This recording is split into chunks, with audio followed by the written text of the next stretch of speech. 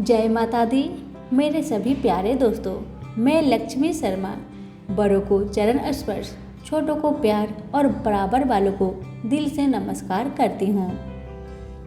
आज मैं आप सभी को सुनाऊंगी श्रीमद् भगवत गीता का 6ठा अध्याय महात्म्य सहित। कथा को अंत तक जरूर सुनिएगा और दूसरों को भी शेयर कीजिएगा। सभी प्रेम से बोले श्री कृष्ण भगवान की जय हो। श्री भगवान जी बोले, हे अर्जुन, जिसको कर्म फल में आसक्त नहीं और फिर भी कर्मों को करता है, वही सन्यासी और योगी है। और जिसने हवन आदि लौकिक कर्म छोड़ दिए हैं, वह कदापि योगी नहीं है। हे अर्जुन, जिसको सन्यास कहते हैं, उसी को कर्म योग जानो, क्योंकि संकल्प के त्याग किए बिना कोई भी योगी नहीं हो सकता। जो ऋषि मुनि योग प्राप्ति की इच्छा रखते हैं, उनके लिए उनका साधन कर्म ही है, और उनके पूर्ण योगी होने पर उनका ज्ञान पूर्ण होने का साधन उनके चित्त का समाधान है। जब संपूर्ण वासनाओं को उसने त्याग दिया हो, उसी समय वह आत्मा को अवनत होने से रोके, क्योंकि मनुष्य आप ही अपना मित्र और शत्रु है। जिसने विवेक से अपना मन स्वाधीन कर लिया है, वह स्वयं ही अपना हितकारी है। जिसने विवेक का परित्याग कर दिया है, वह स्वयं ही अपना शत्रु है। मन को जीतने वाले शांत स्वभाव मनुष्य को आत्मा सिद्ध उसने सुख दुख मान और अपमान इनके होने पर भी अत्यंत स्थिर रहती है। जिसने ज्ञान विज्ञान से अपने अंतःकरण को तृप्त कर लिया है, जो निर्विकार हो गया है, वही सच्चा योगी कहलाता है।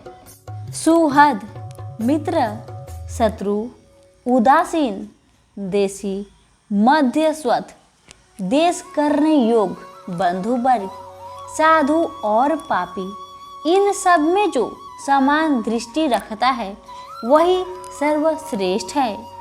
योगी पुरुष को मन और आत्मा को अपनी बस में करके वासनाओं तथा समस्त पर वचनों को त्याग कर किसी एकांत स्थान में बैठकर निरंतर चित्त को समाधि में लगाना चाहिए। आत्मा शुद्धि के लिए योग करना अति उत्तम है। शरीर, मस्तक और गर्दन को सम करके अचल होकर स्थिर होने और अपनी नासिका के अग्रभाग को देखता हुआ सब दिशाओं से अपनी दृष्टि हटाए रहे। भय रहित होकर शांत चित्त से ब्रह्मचार्य व्रत का पालन करे। मन को रोककर मुझसे ही लीन होकर मन को योग में लगाए। इस प्रकार मन को बस में रखने वाले योगी को निरंतर योगा अभ्यास करते रहने से मुझ में रहने वाले निर्माण पद की प्राप्ति होती है। हे अर्जुन, जो अधिक भोजन करता है या अधिक दिन उपवास करता है, जो बहुत देर सोता या जागता रहता है, उसको योग प्राप्त नहीं होता। जो उपयुक्त आहार और विहार करता है तथा कर्मों का योग रीति से पालन करता है, तथा जो यथा समय सोता और जागता है, योग ऐसे पुरुष का दुख मिटा देता है। तब संयम को प्राप्त हुआ चित्त अपने आत्मा में हो जाता है और मन कामनाओं से निवृत्त हो जाता है। तभी योगी मोक्ष पद पा जाता है। जिस प्रकार वायु रहित स्थान में रखा हुआ दीपक चलायमान नहीं होता, उसी प्रकार योगी अपने चित्त को निश्चल रखकर उसका संगम करता है और अंत कारण की समाधि लगाता है। जिस अवस्था में योगा अभ्यास के कारण चित्त का वेग रुककर विषयों से पृथक होने लगता है और जब शुद्ध अंत कारण से आत्मा को देखकर आत्मा में ही संतुष्ट होता है, जिस अवस्था में वह अत्यंत सुख जो इंद्रियों द्वारा जाना नहीं जा सकता वरन केवल बुद्धि से ही जाना जाता है, और जब वह योगी अनुभव करता है तब आत्मा स्वरूप में स्थिर हो उसमें विचलित नहीं होता। इस अवस्था को पाकर फिर और कोई लाभ उसको अच्छा नहीं लगता, और जहाँ स्थिर होने पर और कोई बड़ा भारी दुख उसको वहाँ से चलायमान नहीं कर सकता। इस अवस्था को दुख संयोग वियोग कारक नामक योग जानना हो तो योग निर्विकल्प चित्त से निश्चय करके जानना चाहिए। संकल्प से उत्पन्न होने वाला समस्त कामनाओं को त्याग कर और मन ही मन में सकल इंद्रियों को चारों ओर से रोककर धैर्य के साथ बुद्धि को अपने अधीन कर धीरे धीरे विषयों से दूर हटा ले और भली भांति मन को आत्मा में स्थिर करके किसी वस्तु की इच्छा ना करे और चंचल मन जिधर जिधर जाए उधर से इसको हटाकर आत्मा के बस में करना चाहिए। इस प्रकार शांति चित्त तथा रजो गुण से रहित निष्पाप तथा ब्रह्म स्वरूप योगी को उत्तम सुख प्राप्त होता है। इस रीति से निरंतर योगा अभ्यास करने वाला योगी समस्त पापों से छूटकर सहज ही उस परम सुख को पा लेता है जो ब्रह्म के संयोग से प्राप्त होता है। जिसका मन योग में स्थिर हो गया है उसकी दृष्टि भी सर्वथा समान हो जाती है और वह सब प्राणियों में अपने को और अपने में सब प्राणियों को देखता है। जो सब प्राणियों में मुझको और मुझ में सब प्राणियों को देखता है, मैं उससे अलग नहीं रहता और मुझसे वह अलग नहीं रहता। जो अभेद भाव से रहता है, सब प्राणियों में स्थिर हो मेरा मनन करता है, वह योगी चाहे जिस अवस्था में रहे मुझ में मिल ही जाता है। हे अर्जुन, जो समस्त प्राणियों के दुख सुख के समान समझता है और सबको समान देखता है वही श्रेष्ठ योगी है। अर्जुन बोले, हे मधुसूदन, आपने जो योग बताया कि सबको अपने ही समान देखे, सो मन के चंचल होने के कारण मैं उसको अपने में दृढ़ स्थिर नहीं देखता हूँ। हे श्री कृष्ण, यह चंचल मन बड़ा ही हठी पराक्रमी और दृढ़ है। इसको अपने अधीन रखना तो मुझे वायु को बांध रखने के समान ही प्रतीत होता है। श्री कृष्ण भगवान ने कहा, हे महाबाहो, इसमें संदेह कि मन अति चंचल है और इसे बस में करना बड़ा ही कठिन है। जो भी हे कुंती पुत्र अभ्यास और वैराग्य से इसे बस में किया जा सकता है, जिसका मन बस में नहीं उसको योग अति दुर्लभ है। अर्जुन ने कहा, हे श्री कृष्ण, जिसमें श्रद्धा तो है पर योग प्राप्त करने में सफल नहीं हुआ है और जिसका चित्त योग से विचलित हो गया है वह योग सिद्धि न पाने से किस गति को प्राप्त होता है? श्री कृष्ण बोले, हे अर्जुन, उसका यहाँ नाश नहीं होगा और परलोक में भी नहीं होगा, क्योंकि उत्तम कर्म करने वाले किसी मनुष्य की दुर्गति नहीं होती।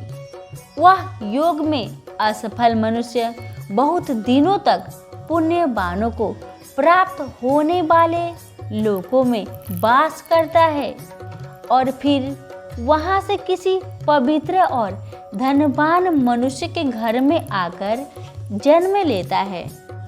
इस प्रकार का जन्म पाना भी इस लोक में बड़ा दुर्लभ है। हे कुरुनंदन, यह योगियों के बस में जन्म लेकर पूर्व जन्म की बुद्धि संस्कार अर्थात आत्मज्ञान को पाता है और उससे अधिक सिद्धि के लिए यत्न करता है। पूर्व जन्म में किए गए योग अभ्यास के बल में अनेक विघ्नों के पड़ने पर भी यह मोक्ष को प्राप्त होता है। योग की केवल इच्छा ही हो तो पुरुष शब्द ब्रह्मा के परे जा पहुंचता है। जो बड़े परिश्रम और यत्न से योगा अभ्यास करता है वह पापों से छूट मोक्ष को पाता है। बड़े तपस्वियों से योगी श्रेष्ठ है। जो शुद्ध होकर अनेक जन्मों में परिश्रम करके सफल होता है और ज्ञानियों से भी योगी श्रेष्ठ है। इसलिए हे अर्जुन, तुम योगी बनो। केवल मुझ में ही मन लगाकर योग प्राप्ति के लिए जो मेरा भजन करता है उसको समस्त योगियों के मध्य से मैंने अत्यंत श्रेष्ठ माना है। यहाँ पर हमारी छठा अध्याय समाप्त हुआ। अब हम सुनेंगे छठा अध्याय का महात्म्य। सभी प्रेम से बोले श्री लक्ष्मी नारायण की जय हो। भगवान जी बोले, हे लक्ष्मी, अब छठे अध्याय का महात्म्य सुनो। गोदावरी नदी के तट पर एक नगर था। वहाँ जन श्रुति राजा था। वह बड़ा धर्म यज्ञ था। एक दिन उस नगर में कई हंस उड़ते उड़ते आकर बैठे। उनमें से एक हंस बैठते ही उतावला हो उड़ गया। तब नगर के पंडितों ने कहा, हे हंस, तू ऐसा उतावला क्यों उड़ा है? क्या तू राजा जन श्रुति से भी पहले ही स्वर्ग को जाना चाहता है? तब उन पंछियों में जो सरदार था उसने कहा, इस राजा से भी बढ़कर एक रयक मुनि श्रेष्ठ है और वह बैकुंठ का अधिकारी होवेंगे। बैकुंठ लोग स्वर्ग से भी ऊंचा है। जब यह वार्ता राजा ने सुना तब मन में विचार किया कि मेरे से उसका पुण्य अधिक होगा जिसकी वह हंस स्तुति करते हैं। यह विचार कर राजा ने कहा, चलकर उसके दर्शन करने चाहिए। तब राजा ने सारथी से रथ मंगवाकर उस पर बैठ प्रथम श्री काशी जी में जाकर गंगा स्नान कर ब्राह्मणों को दान दिया और विश्वनाथ शिव जी के दर्शन किए। फिर लोगों से पूछा, यहाँ रयक मुनि रहते हैं? लोगों ने कहा, नहीं। तब राजा दक्षिण दिशा को गया। वहाँ भी स्नान ध्यान कर दान दिया और द्वारका नाथ को भोग परोसा। फिर लोगों से पूछा, यहाँ कोई रयक मुनि रहते हैं क्या? लोगों ने कहा, नहीं। तब राजा पश्चिम दिशा को गया। राजा जहाँ जहाँ तीर्थ पर जाता वहाँ जाकर स्नान दान दर्शन करता और रयक मुनि को पूछे। फिर राजा ने उत्तर दिशा में जाकर श्री बद्री नारायण जी को भोग परोसा और रथ को आगे बढ़ाया तो रथ चले नहीं। तब राजा ने कहा, मैंने समस्त पृथ्वी की परिक्रमा पूरी करी, परंतु किसी भी स्थान पर मेरा रथ नहीं अटका, पर यहाँ पर क्यों अटका? इससे प्रतीत होता है कि यहाँ अवश्य ऐसी कोई पुण्य आत्मा रहती है जिसके तेज से मेरा रथ नहीं चलता। तब राजा रथ से उतरकर आगे चले तो देखे कि कंदरा में मुनि बैठे हैं, जिसके तेज से सूर्य की किरणों के समान प्रकाश हो रहा है। तब राजा ने प्रकाश को देखते ही कहा, रैयक मुनि होंगे। तब राजा ने दंडवत प्रणाम कर चरण वंदना करी तथा हाथ जोड़कर स्तुति करी। तब मुनि ने राजा का आदर किया और कहा, हे पृथ्वीनाथ, तू चारों धाम के पालनहारा पुण्य आत्मा है। तब राजा ने मुनि से पूछा, हे मुनिनाथ, आपका तेज ऐसा किसके बल से है? मुनि ने कहा, हे राजन, मैं नित्य प्रति गीता जी के 6ठे अध्याय का पाठ करता हूँ। इस कंदरा में उसी का प्रकाश है। यह सुनकर राजा ने अपने पुत्र को बुलाकर कहा, हे पुत्र, आज से तू राज्य कर, अब मैं तीर्थों को जाता हूँ। इतना कहकर राजा ने राज्य त्याग दिया और रैयक मुनि ने श्री गीता जी के 6ठे अध्याय का पाठ आरंभ कर दिए। तब तो वह राजा भी पाठ करने लगा। उस पाठ के प्रताप से राजा त्रिलोकदर्शी हो गया। इस प्रकार दोनों को वन में रहते रहते कई वर्ष बीत गए। एक दिन प्राणायाम करके दोनों ने देह त्याग दिया। तब स्वर्ग से विमान आए और उस पर बैठकर बैकुंठ को गए। सभी बोले विष्णु भगवान की जय हो। धन्यवाद।